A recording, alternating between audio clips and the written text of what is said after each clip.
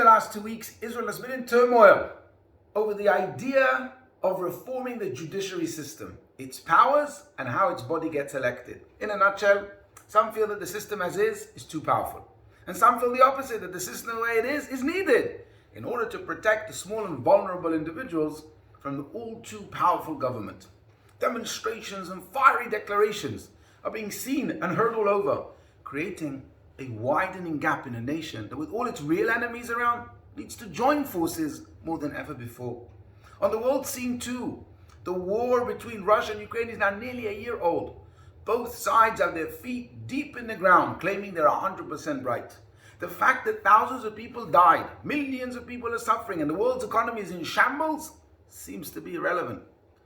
Stubbornness like this, that only increases tragedy and pain, is not new.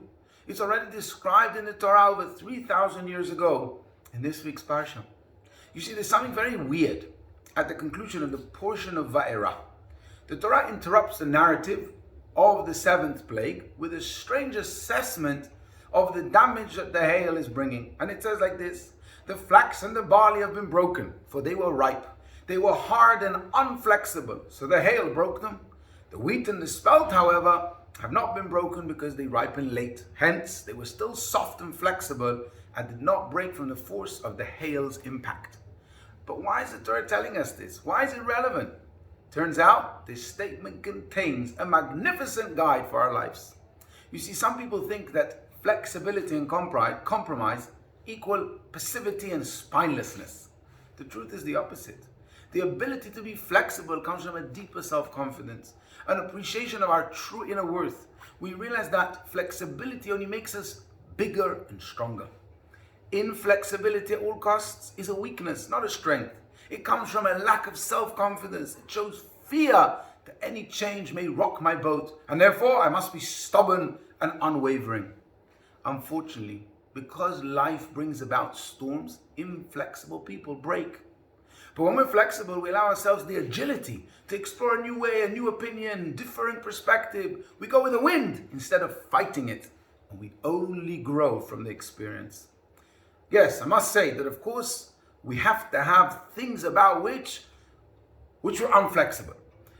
For example, our inner moral truth, our relationship with Hashem. When it comes to our integrity as human beings, as Jews, we must be sturdy, steadfast, consistent, and fully committed. So if it's a question of protecting Jewish life, it's a question of Kiddush Hashem, the honor of God, then we must be like a rock, and no storm will bring us down, because Hashem is the creator of all storms, and He will definitely protect us. But if it comes to a question of worldly pursuits, worldly matters, if it's an issue of politics, materialism, aesthetics, personal desires and habit, we must learn to compromise. Now we can understand the powerful message Moshe was conveying to Pharaoh when he discussed the difference between the barley and the flax versus the wheat and the spelt.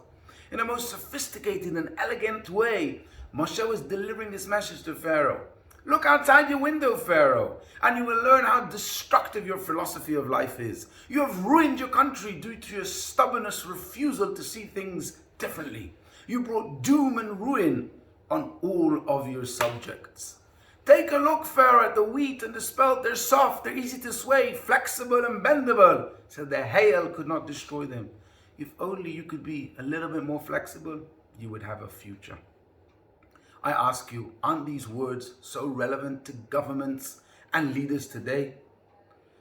Well, we can't control the big guys up there in the governments, but we can control our personal lives. Let's not make the same mistake in our personal relationships.